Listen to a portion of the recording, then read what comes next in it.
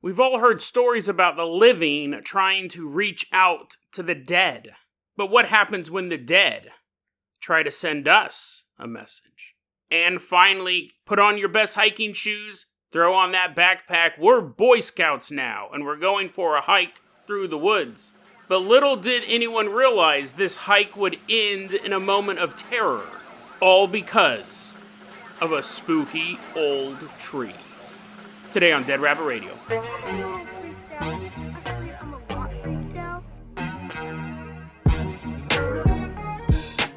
Hey everyone, welcome back to another episode of Dead Rabbit Radio. I'm your host, Jason Carpenter. I'm having a great day. Hope you guys are having a great day too. I hope you guys are having tons of fun doing whatever you're doing, and I hope you guys have awesome plans for the weekend. This is the last episode of the week. We're going to be doing 4 episodes a week for the time being. Just the workload of 5 episodes over 7 years, 1,500 episodes, it finally caught up with me. But I love doing the show so much, we're just reducing the workload a little bit on that side. Also, this weekend, I'm doing something awesome. This weekend's my birthday. October 4th is my birthday. I'm turning 49, so I am going to get some ice cream cake. My friend Sabine is going to Dairy Queen and getting me an ice cream cake, because really, that's the only cake. That's the only cake. Once you eat that, you can never go back. You can never go back to that dough-filled, what's in a regular cake? Moist, filling-filled. What's the name for the stuff in a cake? The yellow stuff? I think it's just called cake. Well, anyways, none of that stuff is good enough for me anymore. I need a Blizzard cake from Dairy Queen. And then after ice cream cake, we're going to go see that new horror movie, Good Boy. That actually looks really cool. Good Boy, if you don't know about it, it's getting pretty good reviews. It's a haunted house movie told entirely from the perspective of a dog. So, you're like, wait, is it a talking dog? No, it's not a talking dog. It's a regular dog. I'll put a trailer in the show notes so you guys can look it up on YouTube as well. But it's a whole horror movie. And imagine you're a dog and you're in a haunted house. Like, what would you do? Obviously, you'd be freaking out all the time. You'd constantly putting your paws over your eyes. You're all, row, row. And the trailer doesn't give much of the plot away. I don't really know if there is a plot. I think it's just a dog running away from ghosts. It's a live-action Scooby-Doo. But the dog, from what I could tell in the trailer, was constantly trying to warn his master, yo, dude, your house is haunted. I'm seeing all these demons. But he can't talk. And I'm sure that the owner is like, dude, Rover, why aren't you being cool anymore? How come you're not a cool dog like Scrappy-Doo? You're a big old lame-o like Scooby. So it's just like regular haunted house movie. I don't know if any of this is true, right? I mean, this is my guess from the trailer. Just like in a lot of these movies, one person is experiencing it, and he can't convince the other people in the house there's a problem. That was really the setup for the last Conjuring movie as well, and tons of horror movies in general. But now imagine you don't even speak English. Imagine you don't speak at all, right? Even if you spoke in a different language, we could kind of figure out what you were saying if you kept saying bruja. Bruja. I'm like, I think that means witch. I don't know what the Spanish word for ghost is, but the fact this guy's telling me there's a witch in my house, close enough. So yeah, Good Boy. That looks really interesting, and I'll go see that on my birthday as well. We got a lot of stuff to cover today, so let's go ahead and get started. First off, flying into Dead Rabbit Radio Command, spinning himself round and round. Everyone get on your feet and give it up for one of our legacy Patreon supporters, Propeller. Woohoo, yeah, wee, ha-ha, yeah, woo. Flying around above our heads. Spinning around until he throws up. Propeller is a longtime member of the Patreon. That is why he is going to be our captain, our pilot this episode. If you guys can't support the show financially, I totally understand. I really do. Just help spread the word about Dead Rabbit Radio. That helps out so much. Tell your friends, tell your family, tell everyone you know. Dead Rabbit Radio is your favorite paranormal show. That is how you can help the show grow. Propeller, let's go ahead and get started. I'm going to toss you the keys to the Dead Rabbit Driller. Everyone climb on board this giant vehicle with a big old drill bit on the end of it. That's pretty, like, what? Now we're driving around tools? Next thing we're going to be in is the hair hammer?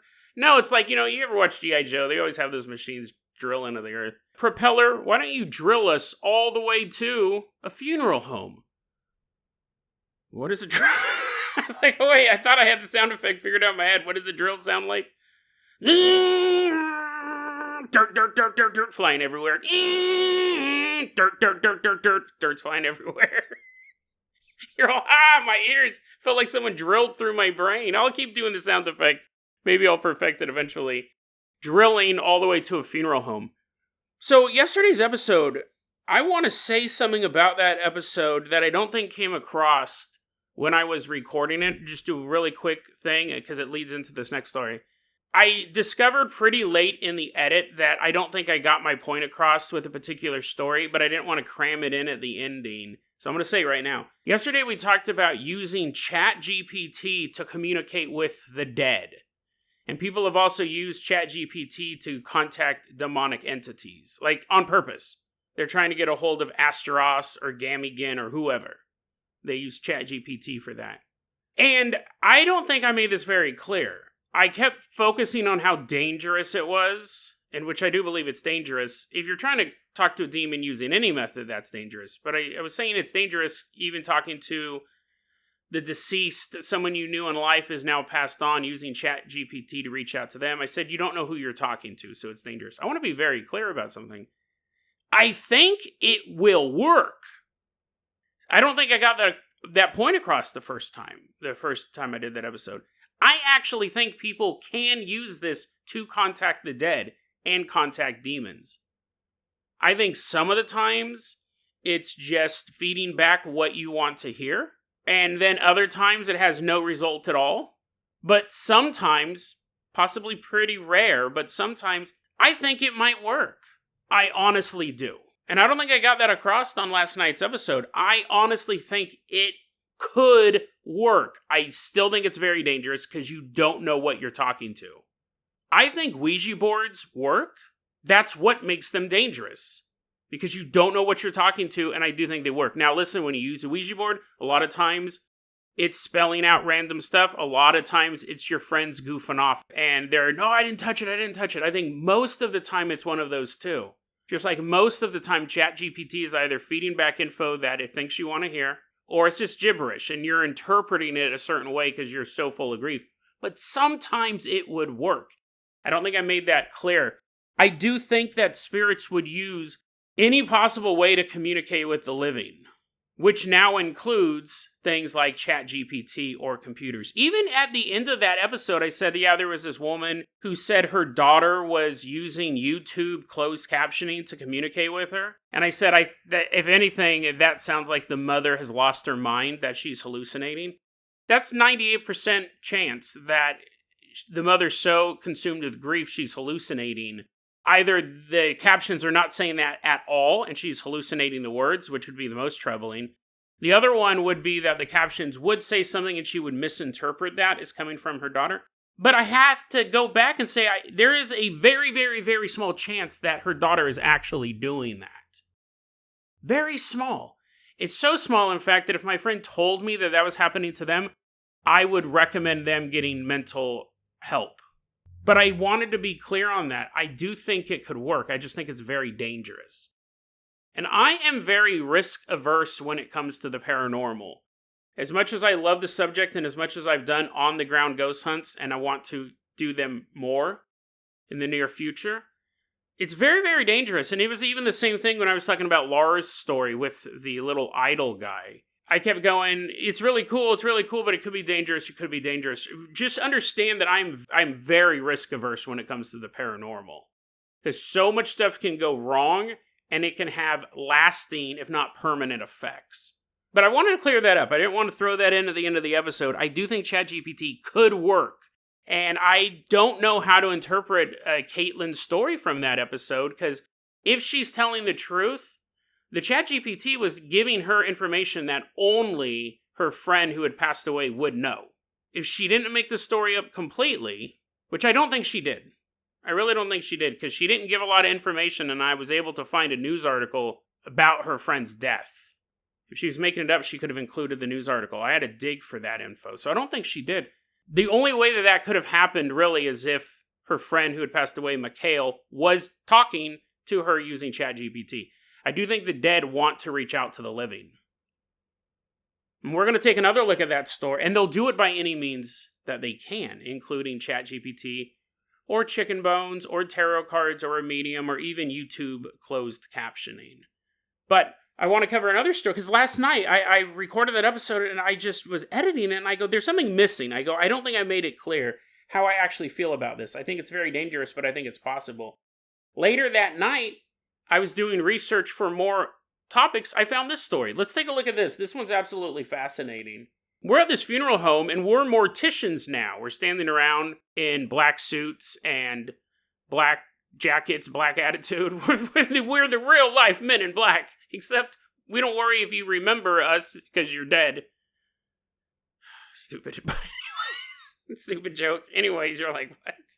Anyways, that wasn't even the right joke. What was the lyric?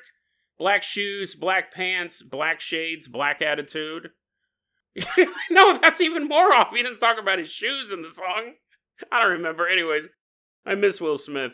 He needs to start making movies based on songs again. Maybe he'll make one about Good Boy. We're morticians now. We're hanging out at this funeral home, and we're about to meet a couple of our coworkers. We're going to call the first one James. He's the one who posted this story online, and then his coworker is Bob. This story took place a couple years ago. James said him and Bob got a call that there was a body down at the hospital morgue that was going to be sent to their funeral home, or they were going to have to go pick it up and bring it back to their funeral home, and then they were going to get it ready for burial. So this night, James and Bob, they get a call, they put on their black shoes, their black pants, and they put on their black attitude, and they get in their body wagon and they drive out to the hospital, and there they see this body bag sitting there, and they're like, is this the guy? And the hospital dude goes, yep, that's him. That's Alan. That's not his real name, but that's the name we'll give him. That's Alan. Okay, Alan, come with us. We're going to give you a good home. So they put him in the body wagon, and they take him back to the funeral parlor, and their first thing that they have to do that night is fix his face. So not like it had been bashed to pieces or anything like that. They have to make him look peaceful. So you unzip the body bag, and there's just this dead guy staring up at you, and they're like, oh, time to go to work, cracking your knuckles, and you start like moving his eyelids around and stuff like that. You're like, hey, Bob, I think this guy's flirting with you. You're making him wink, pressing on his stomach and releasing gas. Woo-hoo! Having a good old time with his dead body, dead old Alan. So they're moving his face around, and they get it to a peaceful-looking position. He's all puckered up. He's, hey, Bob, come on. Alan just wants one more kiss before we put him in the ground. Give him a kiss. Woo-hoo!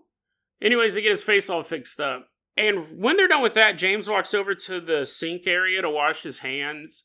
When all of a sudden, there's the morgue room phone, right? They're in this area for working on this body. There's a phone in that room.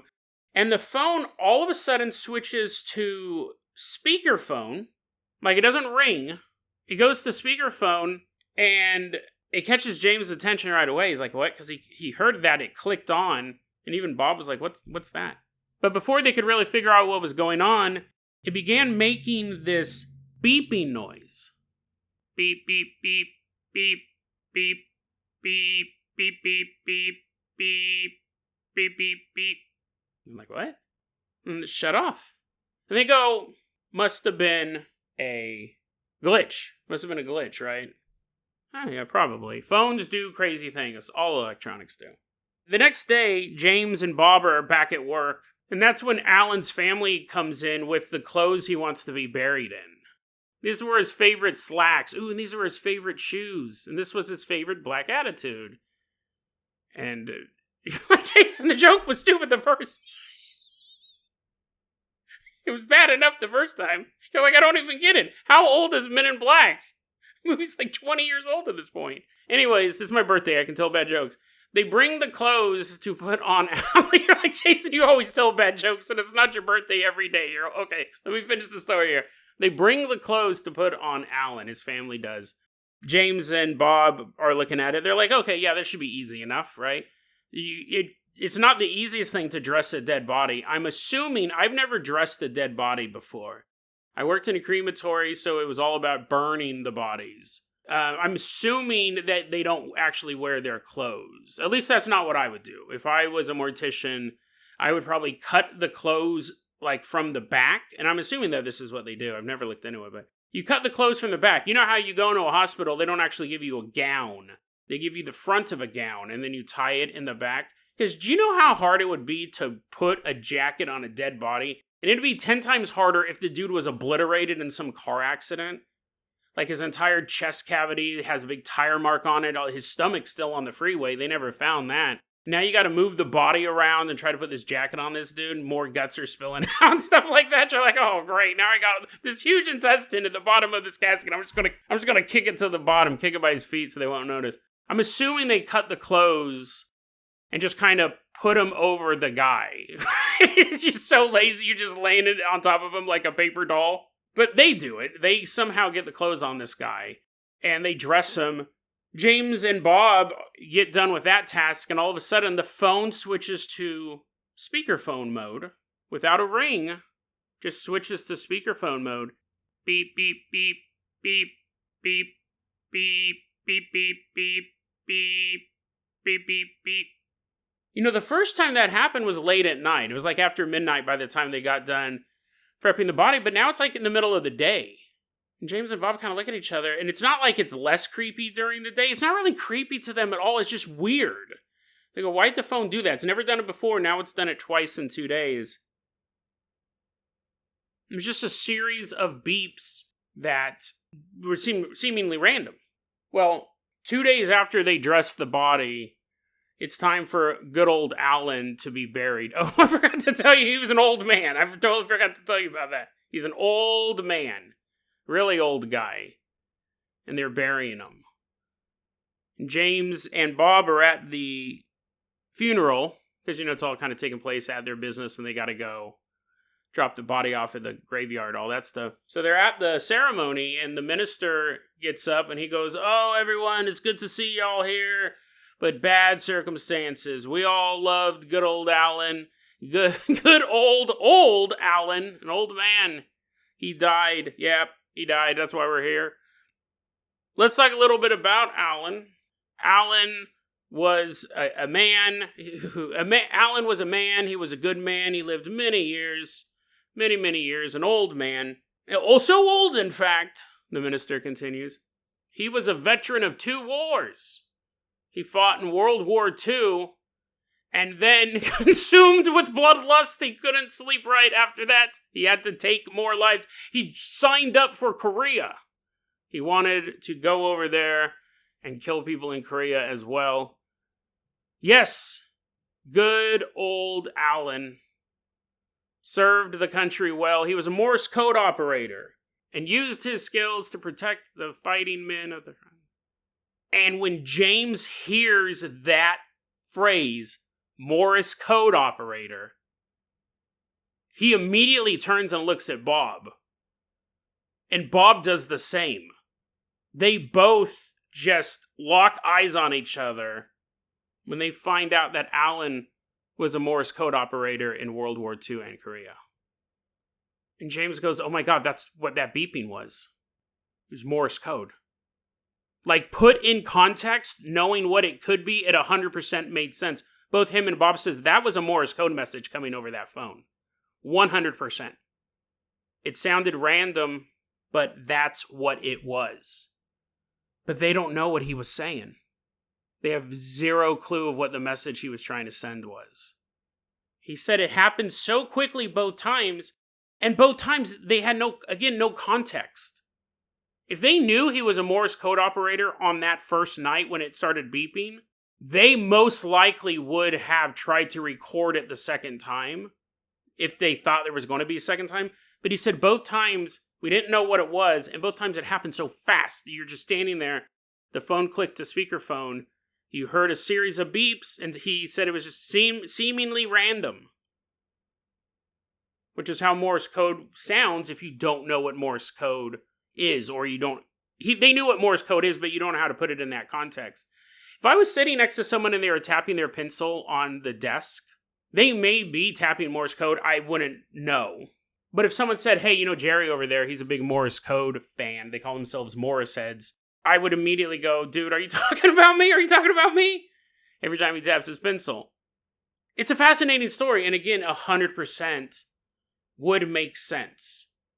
Just like the ChatGPT thing, you have this guy trying to communicate a message. Now, what's sad about this is no one knows what he was trying to say. No one was around to decipher it. But he was trying to say something. It would be easier for a ghost to manipulate electronic, probably a better way to say it, signals than it is to move an item off of a shelf or to write a message in a mirror, in the steam of a mirror. Because you're messing with physical matter at that point versus simply interrupting a signal, a computer signal, an electrical signal. I think it would be a lot easier for a ghost to use ChatGPT or Ouija board or Morse code to communicate with someone than it would be to actually speak in your ear. It takes a lot of power to do that. Or to write something down with their hand, like a pen jumps up and starts writing on a page. So I wanted to do this story because, again, it's so weird that I found it last night. I do believe stuff like this is possible. I do believe you can use ChatGPT to communicate with the dead. I just think it's super dangerous, and I don't think the risk is worth it. But I do think it could work. It actually could work. And in this case, this is one of those sad stories. I mean, this man was using the last burst of energy he had on this planet to send a message out, but no one could decipher it. No one knew what he was saying. Fascinating stuff. Really, really interesting. Humans are constantly trying to talk to the dead. It's interesting to think how much the dead want to talk to us as well. They really want to communicate with us, but it's actually one of the hardest things they can do. They can appear, and even that takes a lot of energy to simply be physically present for me to see you. Takes a ton of energy. Communicating with you in your dreams, pretty common. That seems to be the easiest method for them. But fascinating. They want to talk to us too. Whether they want to tell us something, a message to deliver on to a loved one, or a personal message for us, or a warning, who knows? But I think the dead want to talk to the living just as much as the living want to talk to the dead. And these new forms of communication, even Morse code's relatively new, right? They could use these. A normal ghost couldn't use Morse code. I couldn't use Morse code because I don't know it. But it's possible that I could use ChatGPT as a spirit. That may be a very, very easy way for them to talk about it. But again, I just think it's very, very dangerous to engage in that. Propeller, I'm going to go ahead and attach you to the top of the world-famous Carpenter Copter. Everyone climb on board as Propeller takes us out of this funeral home all the way out to the woods. And as we're headed out there, I wanted to do a really quick Dead Rabbit Radio Recommends. This is a perfect way to start off Spooktacular Spooktober, Halloween month. I saw a movie a while back when I was on my vacation over the summer that was absolutely fantastic. I highly recommend it. I do have to say, though, go in blind. You're like, okay, stabbing your eyeballs. No, not that blind. I do not want to give you any spoilers. You just gotta trust me on this one. If you're a fan of Dead Rabbit Radio, I believe you will be a fan of the movie Found Footage, the making of the Patterson Project. I mean, I almost don't want to even say anything more than that. I honestly just want to give you the title and not say anything more. I'll tell you what is available in the preview for the movie, and I'll tell you what's on the box art. The spoilers you would see if you just selected it on Prime. I think that's where it's at. Prime Video. It's about a group of kids, younger than me. They're probably in their 30s, but it's about a group of young filmmakers who decide to make a movie about Bigfoot going crazy. And it's like based on the Patterson Gimlin film, the very famous Bigfoot footage, the one where he has that, or she has that walk. The one that I constantly call the Patterson Gimli footage, if my credibility is not already shot enough. Found footage. It's about a group of people who say, hey, let's make a found footage movie based on that real life Bigfoot footage. That is all I'm going to say about it. That's all I knew going into it. It is fantastic. It's funny, which is always a plus because I see a ton of unfunny comedies. It's funny and it's scary. It's scary. Not so much that I was afraid when I went to bed that night, but when I was watching it, I was like, oh, this is super intense. I'm not going to give you any more information about it, though.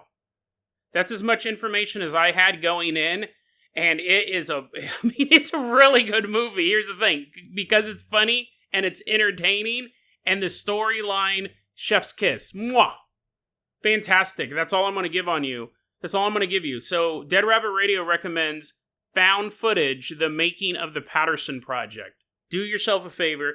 Check it out. It's a great way to start spectacular Spooktober, whatever. I always change the name of it, but it's Halloween month. And that movie's a great way to start it off. Seriously, I love that movie. We're flying all the way out to the woods, and we land. I hope you guys brought your hiking boots and your hiking sticks and your hiking pants and your hiking attitude. We're carrying that joke over from the first segment. As we walk through the woods, bugs are everywhere. I'm not a big outdoors guy. I think I've said that enough on this show. I think the outdoors kind of suck. It's either always too hot or always too cold. There's always some sort of predator trying to eat me. Sometimes the actual predator is hunting me. The deadliest game is, man, I hate the outdoors. I dream of a world that's covered in cities and then no outdoors. Maybe we'll keep a tree in a museum so people can come to see it. But other than that, give me cities as far as the eye can see. However, there are types of people, there are weirdos out there who love the outdoors, who would rather be outdoor than indoor. It's always bizarre to me. That'd be like you telling me you'd rather swim all day long. You're like, that does sound relaxing. Jason, you're arguing against relaxing stuff. No, I mean like all day long you had to tread water. That would suck, right? You have to, and I'd be standing there on the shore going, dude, it's not that cool. And you're just treading water. And you're like, nah, man, it's totally dope. Come on in. But we both know you're lying. We both know that water sucks as well. There's a whole bunch of people who like weird stuff. But not me. I want to be in a box made of wood and metal and be there for as long as I can. Some people call them a home. I call it peace. But people like going outdoors. And some people who love the outdoors are who's walking by us right now, right? We look and we see a Boy Scout troop. All these kids walking by. They're headed up the path a bit. We're not going to follow them because that would be kind of creepy. We're like, hey, Boy Scouts, we're going to follow you the rest of the journey. No, we're going to watch from a distance. I mean, I'm not like that's any less creepy. I'm like, guys, pull out your binoculars. The Boy Scouts are near. No, we're nowhere near the Boy Scouts. We're nowhere near the Boy Scouts, but somehow we hear this story. So anyways, the Boy Scouts, they're marching through the woods. They're headed up to a cabin where they're going to spend the night and do some Boy Scout stuff. Make boxcar racers or glue pennies together. Pick up acorns and identify them, probably. You pick it up, like, that's an acorn, and your Scoutmaster's like, oh, here's another badge for you. You're like, awesome. You have nothing but acorn badges. You walk around the woods, you talk about Scout stuff, probably, talk about birds and foxes and stuff like that. And then you earn a merit badge because you know more about foxes than a kid who never leaves the city. Well, that's what these Boy Scouts are up to. And they're marching through the woods with their Scout leaders, their Scoutmasters, in the way that, I was never a Scout. My brother was a Scout when he was a kid. And I don't know anything about it, though. So apparently this is like the chain of command. You have the Scoutmasters, which are the adults, and then underneath them you have the older Scouts who've been doing it for a while. They kind of know the ropes. They can identify an acorn with their eyes closed. And then you have like the new Scouts. So it's kind of like the chain of command. The way that it's working out on this day is you have these Scouts walking through the woods. And let me introduce our narrator as well, the guy who posted this online. We're going to call him Clark. We don't have his real name. But Clark was one of the younger Boy Scouts. They're marching through the woods. It's daytime. Obviously, no one's a maniac enough to march a bunch of kids through the forest in the middle of the night. I actually read something recently about a serial killer who was killing boys. I don't even remember if I can find it.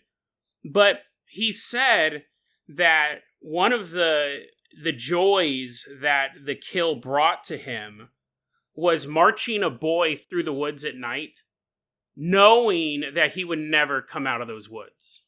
Because he would kidnap these kids. I think some of them he got through trickery, and I think he might have been a police, not a real police officer, but he would pretend to be a police officer. I don't remember the exact case, but he goes, I would take these boys, and the second we walked into the woods, I knew that I was going to kill them. I mean, I figured I was going to before that, but once I was able to get them into the woods and get them concealed, Their fate was sealed. And he said that he enjoyed the fact that once they entered the dark woods, that they would never return. Only he would. There's weird titillation about it. That's super disturbing. Creepy, actually. It has nothing to do with this story. You're like, oh, that's terrifying, Jason. I know, it's super terrifying. But that guy is not part of this story. You're all shutting it off. You're like, you kind of ruined the story. I was imagining these scouts are going to find something paranormal, and now I'm thinking about a horrible serial killer. Sorry about that. So anyways, Clark is walking with the Boy Scouts. They're walking up this path. They're going to reach this cabin. There's not a serial killer in sight. The sun is shining. The Scoutmasters are farther back on the trail because they were helping a kid with something. I think he had to use the restroom or something like that, or they needed to attend to one of his needs. Maybe he got bit by a squirrel. Well, I don't know, but the Scoutmasters, the adults, were farther back on the trail. The Scouts themselves continued the march, and the older boys were helping them go. We're telling them, go, keep walking, no scouting yet. Then once we get to the cabin, we can scout to our heart's content. They are keeping order. But what happens is, Clark's in this body of scouts walking up the trail when all of a sudden one of the older scout guys, one of the teenagers, stops the scouts, stops them right in their tracks and goes, "Stop, guys, stop. And they're all, what, huh, what? Did you find a new acorn?" He goes, No, I didn't. He has a new acorn, he puts it in his pocket, he's like, "That merit badge is mine. I'm not going to show it to anyone until the badge is sewn on my vest." He goes, guys, no, I don't want anyone moving past me. We're stopping the walk. We're going to wait for the Scoutmasters to show up. And Clark and the other young scouts are like, what? What could he be worried about? They're standing there, and Clark's like, what's going on? Is there an emergency? Is something going on? And Jake looks at Clark and looks at the other young scouts, and then he goes, "Hey, guys, I don't want to move any further because I don't know what that is." And he points off trail. Clark and the other scouts turn and they look, and there is a clearing right off the trail. And in the middle of that clearing, there's a dead tree. Dead trees are a dime a dozen in a forest. What's the big deal? It's part of the ecosystem. Trees have to die so animals can, there are certain animals that only live in dead trees. So a tree has to die so those animals can live too. You're like, Jason, what? Is that true? I think it is. I think that's part. I know trees can't live forever, but even a dead tree is good for the environment because there are certain animals that only live in dead trees. And they spend their entire life just crawling around on the ground. They're like, "Oh, I'm homeless." A little squirrel with a bindle. "Look at all these beautiful trees. I can't live in any of these." He has really low self-esteem. He's like, "Oh, green leaves, a shade. Oh, I don't deserve that." And he just kind of wanders around for a couple years. And then one day he sees a dead tree and he goes, "Now that's the place for me. That's the place for me. Low esteem squirrel." And then he goes and he lives in this dead husk. There are certain animals that only live in dead trees. So it is part of the ecosystem. Dead trees are a dime a dozen. What's the big deal? But as Jake's pointing at it, Clark notices why this is alarming. Why they're waiting for the adults. There's a haze around the tree. A blur. He described it as the way you see heat waves off of hot concrete out in the distance. You can see the heat coming off the pavement. But this time, it's the tree that seems to be generating such heat, it looks like it's going to just burst into flames at any moment. You can see the haze around it. One of the braver scouts walks off the trail, walks towards the tree. Jake goes, "Don't!" But the scout walks up to it and he puts his hand to the tree. Because that's what you would be wondering, right? Is the tree actually hot? There's no merit badge for burning your own hand off, as far as I know. But this boy walks up and he puts his hand on the tree. And he turns around and goes, "This feels just like a dead tree. It's not hot at all." But even at this close, even as close as he is that he can touch it, he can still see the heat waves emanating off the tree. Jake and the older scouts kind of look at each other, and then they step off trail, and they approach the tree. None of them touch it. None of them want to test that theory. That guy's like, "No, it's perfectly safe. Come on over, guys." As you can smell skin simmering. No, trust me, guys. He wants to pull the ultimate prank. Burning the skin off your palm prank. It's a classic in scout circles. The older scouts walk up and they just are looking at it up close. They're kind of walking around it, trying to figure out what's going on. It really looks like it's about to explode. There's just so much heat being generated by this thing. Eventually, the scoutmasters who were farther back on the trail, they catch up and they're like, why'd you guys stop? We're supposed to keep going to the cabin.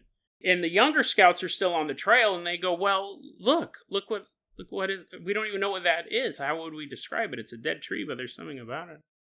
The scoutmasters walk over to the dead tree and they're like, guys, step away from that. And they did. The scoutmasters took control of the situation. They had everyone kind of back off from the tree, but at the same time, they were curious as well. Everyone who was looking at that tree thought at any moment it could burst into flames. It seemed like it was on fire on the inside, but it was cool to the touch. Dead to the touch, really. Is that a phrase? Is that a term? Do people say it's dead to the touch? Because they think at any point this thing could burst into flames, the rational thing would be to leave the area, but the curiosity is overtaking everyone here. So they actually all take a seat. They backed off a bit, a safe distance, and they all kind of sat down and they watched the tree. They watched the tree for about 30 minutes, and this was all of them, scoutmasters, the older scouts, and the little scouts themselves. They just kind of sat there watching. But after 30 minutes, nothing happened. The tree is still hazy, but you can't feel the heat, you can't touch the heat. Something's weird here, but nobody really knows what it is. And after 30 minutes, one of the scoutmasters goes, okay, guys, come on. We gotta keep moving. We gotta get to the cabin. Let's go. So everyone gets up and they continue their way to the cabin. The next morning, Clark wakes up. I don't know if the Cubs do the little... You're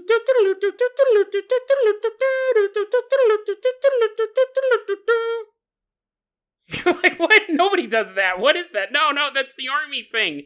When you take the trumpet and you stand out in the army area and you go... I'm doing it again just in case you want it for your ringtone. You know, revelry. I don't know how scouts wake up. Maybe they just wake up. Maybe they have an acorn-shaped alarm clock. I don't know. I don't know if they have to wake up super early, like a farmer, or they wake up regular, like everyone who's not a farmer. But whatever, however their sleeping habits are, Clark wakes up in the morning and he goes, which is probably the most puzzling way to wake up, smacking your lips. He wakes up and his lips are dry. His mouth is parched. He's like, oh man, I feel like I haven't had a drink in days. I'm so thirsty. He woke up in the morning, he was so thirsty. All he could think about was getting up and drinking some water. But when he wakes up, he goes, okay, so I think at this point everyone else is woken up and they're probably all in line for breakfast. And I'm not even going to get in that line right now. I'm so thirsty, I'm going to go to the sink and drink some water. And then I'll get in line. I'm not worried about food right now. I'm so dehydrated, I need something to drink right now. So he gets up and he walks over to where the sinks are in the cabin. I'm assuming this is like a big cabin, or maybe a series of cabins. But anyways, he gets up and he walks through the cabin to the sink area, and that's when he realizes there is no line for breakfast in the kitchen. Because everyone is in line for the sinks. Oh, yummy, yummy. Oh, yummy, yummy. Everyone is drinking as much water as they can. Hey, hurry up. Get out of there. I'm parched too, another scout says. Fine, here, get in there and drink some water. Like, Jason, is that how you drink water? Do you make sounds? It sounds like you're eating an apricot with no hands. You're just eating it. You have it on the floor or something. No, they're so parched. That's how people drink water when they're so parched. They can't get enough of it. Drinking it up. Clark's like, oh man, this sucks, dude. Like, he's in line and he's parched, but everyone's in line to get water. And even though they were drinking as much water as they could, nothing helped. In fact, for the rest of their campout, because they were going to be up at this area for more than one day, he said for the rest of the campout, everyone, adults to kids, always had a canteen on them. And they were constantly just taking sips from it.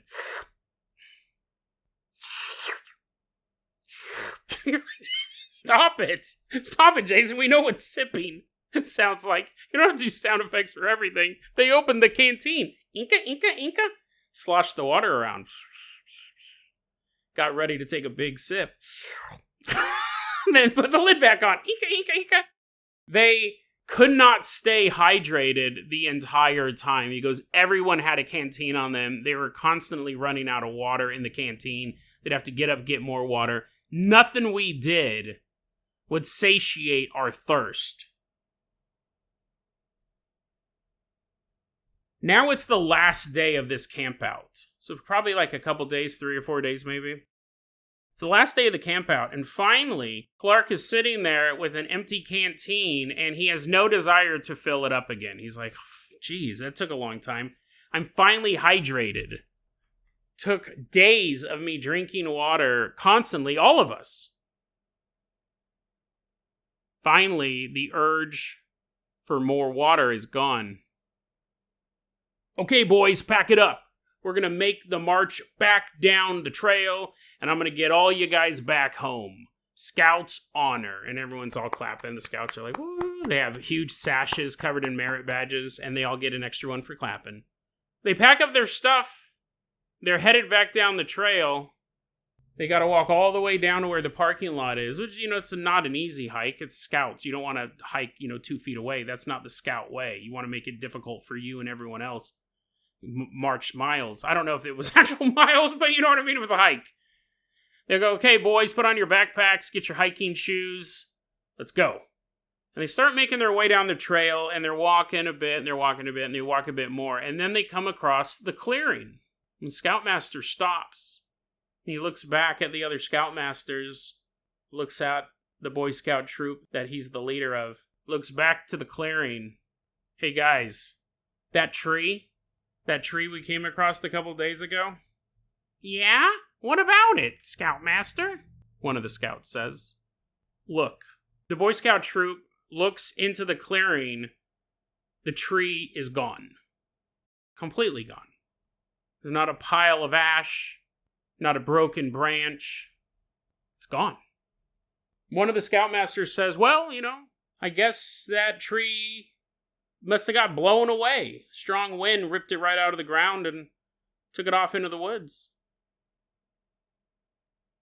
The other scouts are like, what? That's the dumbest thing possible. It'd be more likely if you said it vanished into thin air. There wasn't a big enough breeze to knock over anything, let alone carry a tree so far through the woods that you don't find it. Well, whatever, guys. I'm taking away merit badge. I'm taking away the merit badge for questioning authority. You asked too many questions. Let's go, guys. And the scout troop made their way back down towards the parking lot. What's funny is that one of the types of stories I like, it's like actually in a subgenre of paranormal stories. You've been listening to the show long enough. I think you can kind of pick up themes that I like. You're like, yes, Jason, we're fully aware of your obsession over cannibalism. No, I'm not talking about that. And I'm not talking about sexy reptilians either, or bathroom ghosts, or anything like that. I do cover those a lot. But there is a particular type of story that I don't cover a lot because I have a really hard time finding them. I almost always stumble across them. And I would love to find more, and that is the idea of evil plants. I love stories. We've covered very few on this show. I love stories about, there was a plant in Africa that ate people, which, before you go, well, Jason, that's kind of cannibalism. No. Technically, it's vor, but here's the thing.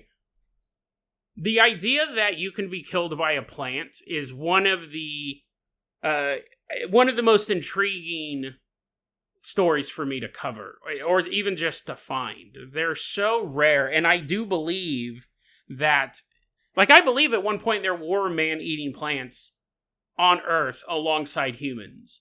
Because all of those ancient stories basically go like this. I'll see if I can find an episode or put some links in the show notes, but they pretty much go like this. There's a tribe in Africa that for centuries have had stories about this plant that lives in the jungle that eats people. And eventually an explorer from the West comes to this area and learns these stories about a man-eating plant. So of course he's going to go look for it. And generally, the explorer says, I actually saw proof that there is this giant plant. I didn't get eaten by it, and I didn't want to sacrifice anybody. But I think they're telling the truth. And we have these stories being written in like the 1700s or the 1800s. Then you fast forward to 1980, 1990, 2000s, and people retell those stories and go, there's no proof, that plant doesn't exist, there's nothing out there now. That doesn't mean there wasn't something there in the 1800s or 1700s or even in 500 AD or even going farther back. You can say, well, now there's nothing there, so there was never anything there. So it doesn't mean that it wasn't there the first time it was taken. It just means it's not there now. I've always loved stories of evil plants. They're quite rare, and that's basically what this tree kind of comes across as. It sucked the water out of those boys. And that's how it powers itself. That's how it stays alive. It absorbs the moisture from nearby living animals. And in this case, it had an entire Boy Scout troop to feed off of. And you can really kind of go hog wild on something like this. Is this tree traveling around the world? Is it interdimensional? Was this tree native to another place and time? And then just a glitch, a rip in the multiverse allowed it to take root here? And then it returned back home? Is it actually a physical tree? Could it have been something else that to the boys and the Scoutmasters appeared as a tree because that was the only way their brain could process it, but it was in fact something else absorbing the water from them? Now see that? Now I think about it, I go, oh, that's not a killer tree. Oh, it's not as cool. It's this totally awesome looking monster. It's on from another universe, and I'm here to drink your water. But are you plant-based? And he gets all sad. He goes back to his home world. The idea that a tree feeds off of you, I always find that so fascinating. It could also be the reason why I don't like the woods, because I was like, I don't know, man. This tree might try to drink me. The idea that something could, obviously we have real life parallels. I don't know why it took me so long to make this comment. Venus flytraps, right? We have real life parallels to meat-eating plants that are traps, right? They're designed to beguile its prey. And having this tree out in the middle of nowhere, emanating this heat, whether or not that was a byproduct of what it was doing, which is what I think it was emanating heat and it was draining the water from these people. Or it was part of a shimmer, right? Because it wasn't supposed to be in our universe. I think it was the heat thing, though. But, I'm just kind of covering all my bases. The question is it native to our world? It could probably, if it is, it probably goes unseen most of the time. If it does just kind of move around, then it's probably drinking off a lot of squirrels and skunks and the occasional bear. A bear goes into his cave to hibernate, right when he falls asleep, a tree appears behind him, his branched arms are folded, and it's all laughs with a mouthful of acorn teeth. And when the bear wakes up, well, he wouldn't wake up. He would die. He would die in his hibernation because he's super dehydrated. And then the tree goes somewhere else. Well, you go, Jason, that's the flaw. They go, we're on board. There's possibly a man-eating plant, either somewhere lost in the jungle today, or did exist at some time, but they didn't move. Venus flytraps don't fly around looking for flies. The main thing about being a plant is they're kind of stuck where they're at. The fact that it disappeared does make you think it's something else, right? Because that's the one thing, if I asked you, tell me one thing about a plant, you would say they don't move. That's not what I would say. That's like the third or fourth thing. No, I show up at your house and I go, it's like 4 a.m. and I knock on your window. I don't even go to the door like a normal person. I'm knocking on your bedroom window. And I say, name one thing about a plant. Just one. I think most people would go, they don't move. In fact, the word plant means don't move, I think. Because if I say, hey, plant your feet right there and shut your mouth, that means don't move. If I say plant your feet right there, you don't start walking around because the word plant, I believe, means to not move. Let me Google that real quick. And then we'll wrap it up. I'm pretty sure that's the case, though. Plant, it's probably Latin for, like, unmovable. Plant meaning. Let's see if Google knows what I'm talking about. Oh, it says a living organism, but I don't want that. And it's not where industrial or manufacturing processes take place. Yeah, a verb. Place or fix in a specific position. I wonder what came first. I wonder if someone said, plant your butt on that chair, Socrates. And he's like, huh? And they go, that means to not move. And he's like, sorry, Archimedes. Takes a seat. Or if we named them plants first, and someone goes, hey, you need to be like a plant and don't move, Socrates. And he goes, oh, okay, I get that reference right away. That makes sense. I wonder which came first. Plant as in the plant or plant as in don't move. But anyways, if I ask you name one fact about a plant, all plants, what do all plants have in common? You would say they don't move. So this one moves. So that does make you wonder exactly what it is. But I would say too, you know what, actually now that I think about it, I think my fear, it's not really a fear, but I'm worried about man-eating plants. My worry about man-eating plants and plants that can kill people, I think it stems from the Day of the Triffids, which is a terrifying story. It's basically a zombie novel, but instead of zombies, they're 8-foot-tall plants who hit you in the eyeball with their giant leaves and make you go blind and then eat you. And they walk around. And there's no way to stop them. I mean, they were setting them on fire in the book, if I remember correctly. But they're like 8-foot-tall plants. They're like hella buff. So it's not like you can just like kick their stem and they fall over. They're like really muscular and they walk around and they have a lash that goes, whatcha! And they hit people right in the eyeballs and blind them and then they eat them. The movie says they're from outer space. The book's weird because they make them. It's about humans creating something that eventually destroys them all. I love them both. Both the book and the movie are good. They're completely different stories, but it's basically a zombie story with 8-foot-tall, smart plants. They're no dummies. Though you could probably, that's probably a given if they can aim for your eyes.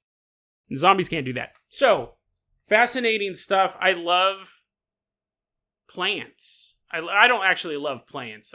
They're okay, but if they're trying to eat me, I like these types of stories. And this one's drinking you, which makes it even more unusual. Fascinating stuff. So the next time you are hiking in the woods, because I know a lot of you guys love being in the outdoors for some weird reason. The next time you open your front door and you go, enough of this roof living. My new roof is the night sky. And you walk out into the darkness with your backpack and your hiking boots. And you go, I'm headed for the hills. You walk up to the hills. And you're walking through the woods. It's 4 a.m. now. It took you an hour to walk out here. And you love the sound of crickets and frogs and the chittering of some night varmint, a possum, letting her babies suckle off her mini teats. And you're like, oh, there's music's in my ears. 8 teats being used, mother possum. Walking through the woods. Be careful where you step. Especially because it's night. You're like, you fall off a cliff. No, the sun is beginning to crest over the ridge. And it's dawn now, so you can see a little bit better. Be careful where you walk, even in the dawn. Be careful where you walk even during the day. Although the sun may give you safety from the ghosts and ghouls that haunt the woods, and the bears and the mountain lions, be careful where you go. Because there's a chance on your journey you may come across a strange sight. Maybe it's a giant plant with a mouth that a human could fit in. And you go, what? That's weird. I've never seen anything like this before. Don't touch it. Just keep walking. And then maybe you'll see a giant tree, bigger than any tree you've ever seen before. It's like a redwood, poking out against the sky. And it has this giant knot hole in it. It's big enough to fit a human. And you walk up and you kind of are looking in there. It's pitch black. And you go, I bet I could take a really good nap in there. Don't, though. That tree may be filled with digestive fluids that'll slowly dissolve you. And you keep on walking. You come across the beautiful little flower on the ground. It's not big enough to eat a human. It's tiny. But as you bend over to smell it, you notice the earth kind of moving underneath your feet. So you go, You're like, what forest of monstrosities have I walked into? It's like a Castlevania level. Maybe that's a beautiful flower that wants to be smelled by human nostrils. But maybe it's like a lanternfish. You know those lanternfish that have the lantern hanging off of their head, and fish go up to it because they want to see what the light is, and then they get gobbled up. Maybe if you lean over too much to smell that flower, the earth will open up, and a giant monstrous mouth, big enough to fit a human, will emerge, and you'll be swallowed. So you don't do that. Like, okay, so according to you, Jason, I can't take a nap in a tree. I can't smell a flower. I should avoid plants that have giant mouths, which I don't think you needed to say. I think it's just kind of a given. Yes, avoid all of these things. Avoid everything. But if you have a need to be outdoors, you got to do some of this stuff. You got to take a risk. I'm sitting at home, and I'm not worried about man-eating plants getting me. But you do. You have to worry about that. As you continue your journey, you see all sorts of monstrous plants, and each time you go, maybe I should check that out. And then you go, wait a second. Jason told me if I saw a tree with giant teeth screaming out how much it wanted human blood, I probably shouldn't go over there. And I should have listened to Jason. And finally, you find a nice clearing, and you go, free of all monster plants. I'm going to sit in this clearing for a while and look up at the beautiful sky. Don't do that either. Because for all you know, there may be a tree nearby that is drinking the water from your very molecules as you look up at a beautiful blue sky. You thought you were just going to take a nap in the great outdoors. Instead, you became a snack for the great outdoors. Like, what? That doesn't make sense. What? I'm a snack for the great outdoors? Okay. I was trying to think of something that rhymed with, hey, give me a second. You thought you were just going to take a nap in the forest. But little did you know, you were about to become a snack for us. You're like, what? No, the tree said that. Let me back up one more time. You're laying on the ground, and a tree walks up to you. All of the monstrous trees you pass along the way, they can move. You didn't know that? The one thing people know about plants is they can move. Duh.